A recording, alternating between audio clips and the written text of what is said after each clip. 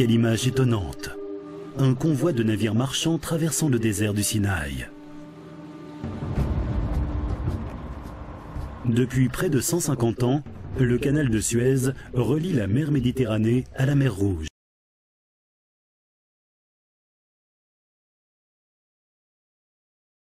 Il parcourt 163 km depuis l'isthme de Suez au nord-est de l'Égypte.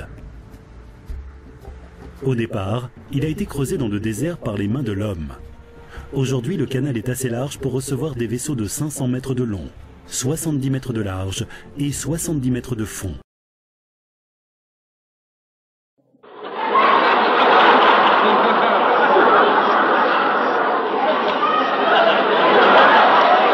Il n'y a pas d'écluse, parce que les deux mers sont au même niveau.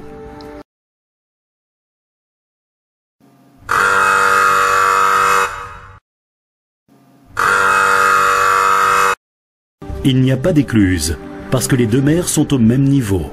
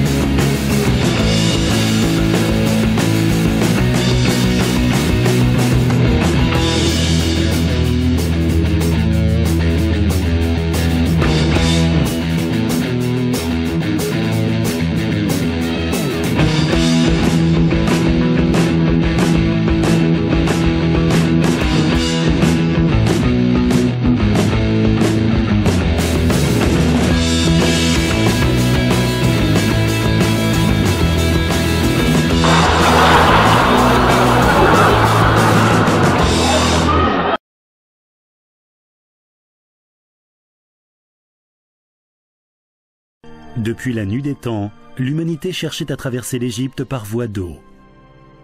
Nous savons qu'il existait une sorte de canal de ce qui est aujourd'hui la zone du canal de Suez vers le 19e siècle avant Jésus-Christ, au temps de l'Égypte antique.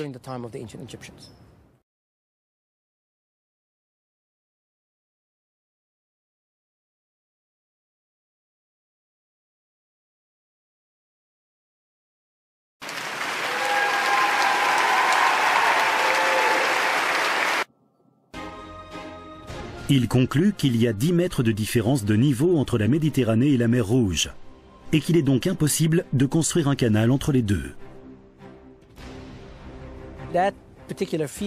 Cette crainte a été levée par des observations complémentaires qui ont été faites à la fin des années 1840.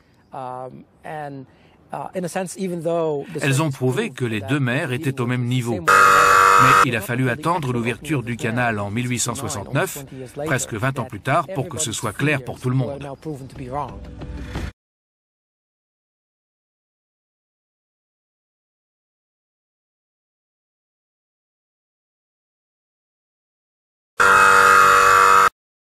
Si on va vous y priver, on a réussi à parler tout de même.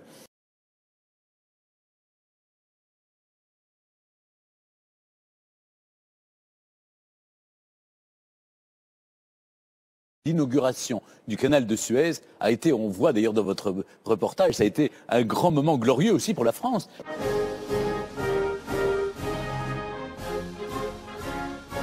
Il y avait l'impératrice Eugénie, je crois. Il y avait tous les grands princes de la vieille Europe qui sont rendus sur place pour cette inauguration. Absolument, il faut imaginer, c'était un faste extraordinaire, il faut imaginer 5000 convives, il faut imaginer que les grands traiteurs parisiens étaient là pour préparer la nourriture, il y avait une fantasia de 3000 chevaux.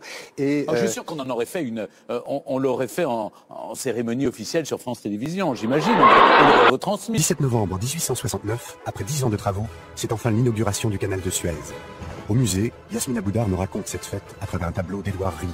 Nous sommes ici à Port Saïd, première ville où l'on entre dans le canal de Suez. On voit un horizon truffé de mâts et puis 3 tentes au premier plan qui vont dévoiler un peu ce projet du canal de Suez, c'est-à-dire un projet d'union de 2 civilisations, puisque nous avons une tente religieuse musulmane et une tente religieuse catholique. C'est une scène de bénédiction des eaux. Tout le monde va vouloir participer à cet événement mondial. On a réussi à parler tout de même.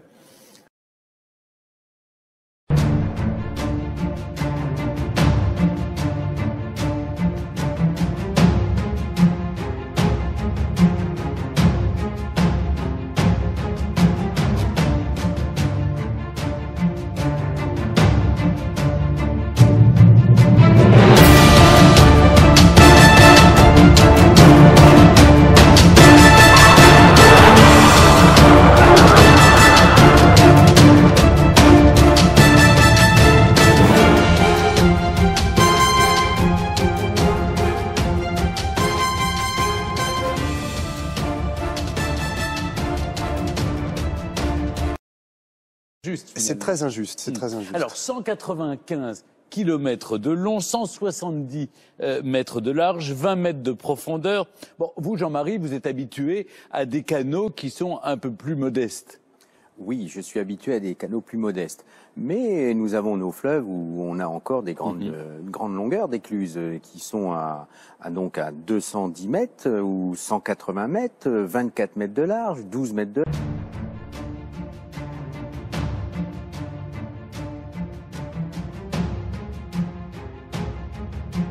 ou sur la Moselle, sur la Seine également. Ce qui est incroyable, c'est qu'en fait, c'est un projet, ce projet du canal de Suez qui date depuis la nuit des temps, j'allais dire depuis les... C'est un projet pharaonique, mais qui date du temps de Pharaon.